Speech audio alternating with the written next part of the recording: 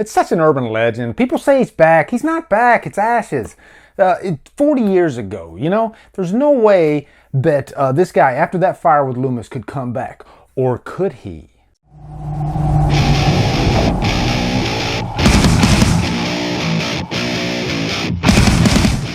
Halloween, The Night He Came Back stars Leah Keller, Dave McRae, and is directed by Dave McRae. What's up, guys? This is so cool because I get to review something that a friend made, and I've done this in the past. I actually did this with the Flick Fanatics maybe a couple years ago, and I love the chance to support indie filmmakers, but especially indie filmmakers that I am acquainted with. But that doesn't mean I'm going to sugarcoat this, Dave. This is going to be my honest opinion, all right? So brace yourself. But seriously, guys, if you know my channel, you probably know Dave McRae's channel.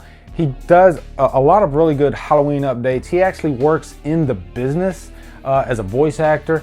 And you can tell that he is the real deal when it comes to Halloween. He loves this franchise immensely. And he's actually made fan films. And the one I'm going to review is called Halloween, The Night He Came Back. This takes place 40 years later from the events of the first one. And one thing you need to know about Dave is that he's, I guess you'd call a Halloween purist. He's not the biggest fan of the sequels. He holds the first one like way up here, and then all the sequels are like down here. And that doesn't mean they're horrible movies. And I agree with Dave. The original is my favorite film of all time. So yes, of course, it's way above the sequels. But I still really enjoy a lot of the sequels too. First off, if you want to watch Halloween, The Night He Came Back, I'm going to post a link down below, and I'll post a card right here.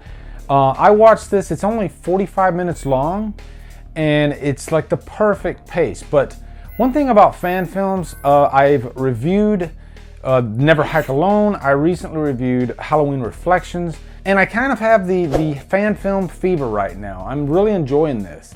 And when I heard that Dave McRae actually made Halloween, The Night He Came Back, and I had actually heard about that movie before I even met Dave. There are so many Halloween fan films out there, and this one definitely cropped up most of the time. So I figured I'm going to go ahead and watch this thing and review it. Now, let's get into the story. Halloween, The Night He Came Back. The main character of this story is Lauren. Her brother actually lives in Haddonfield, Illinois, and he has kind of a connection to the events of the first film, which I won't go into because that's spoiler stuff. But Lauren is really introverted, as a lot of actresses actually are. And there's a scene in the beginning of this where she's going to an audition and they want her to scream. And I really dug that scene, actually. It was kind of a nice bird's eye view to the process. And like the original, this is set in Haddonfield. And there's still this kind of urban legend because it's been 40 years. Nobody wants to believe that Myers is back because, of course, his body burned in that fire. And there's a scene actually between the sheriff and the deputy, and Dave McRae plays the sheriff. And I really enjoyed that scene. It was kind of poking fun at, the old lady who constantly calls in because, there's a disturbance. And there's this constant belief that could Myers be alive? His body was never found. But it's, like I said, it's reduced to an urban legend. Nobody takes it seriously. The problem is, though, they think every bump in the night, every shadow they see on the wall, every kid that happens to scream in the alley because some kid took their pillowcase full of all their candy, everything has to do with you-know-who. And by the way, Dave McRae's acting in this is actually really good. I mean, the guy is a voice actor, so... Of course they want you to believe that his body wasn't found. His body was toast, fried, burnt to a crisp in the ashes at Haddonfield Memorial, along with his doctor. You can tell that he's very natural. As a matter of fact, I could actually see you, Dave, in like a Quentin Tarantino part. It's just that natural of an acting performance. And Dave is by far the best actor in this whole thing.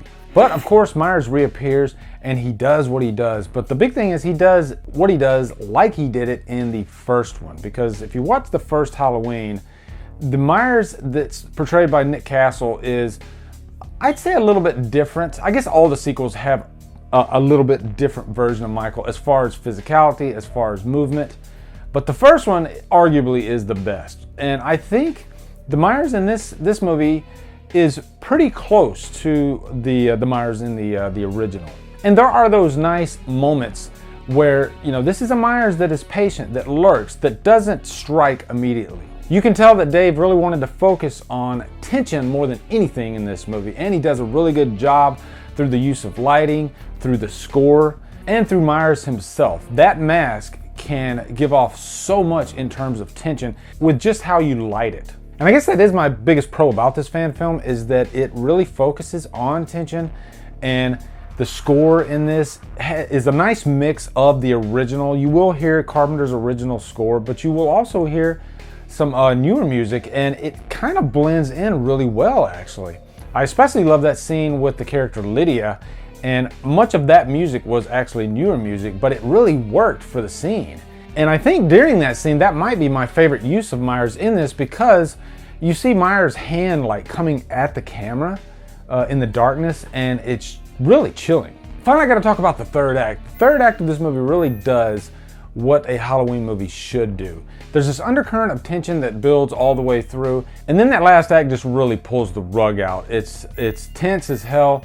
You know, it's really the showdown, the final showdown. And I think that's one of the big things that people love about Halloween so much. I think more than most franchises, the showdown in Halloween movies, they're just so intense. And that's one thing that Dave really nailed in this fan film. Now, as far as any cons, I can't really be too hard on this because this is an independent film. Watching this, you're gonna be able to tell that this was shot for very little money. And the sacrifice you're gonna have with that is you don't really get to show the kills as much, but it's not really a major problem here because this movie focuses on tension more than anything. And sometimes our imagination can scare us more than actually seeing the blood and guts. And I think given the tone of this, and I guess the tone of the original Halloween, blood and guts would not have fit as well in that. But overall, in the end, guys, I'm gonna give this a purchase worthy. I'm not saying that because I know Dave. I had a great time watching this. There were quite a few scenes where I was gripping my seat, and I would highly recommend that you watch this on a good sound system because the score in this is really good. So anyway, guys, that's my review. What are your thoughts on Halloween the Night He Came Back? Looking forward to hearing them. Also, be sure to come to the Drumdums store, get you a Drumdums t-shirt or a Killer Flicks t-shirt. I just opened the store last week, and I've already sold quite a few actually, and if you post a picture of yourself wearing that shirt, it will be in a future review. Also, come over to Killer Flicks, become a member where we talk horror all day and every day. Dave McRae is actually a member in there. So you can talk to Dave and tell him how much you enjoyed Halloween the Night He Came Back. Also, follow me at Drumdums on Facebook, Twitter, Instagram, Letterboxd, and now Stardust, where I record my little 30-second reviews, and then I post it on Stardust. If you like what I'm doing, hit that subscribe button. I'd really appreciate it. Anyway, guys, thank you so much for watching. Have a great day, and Drumdum out.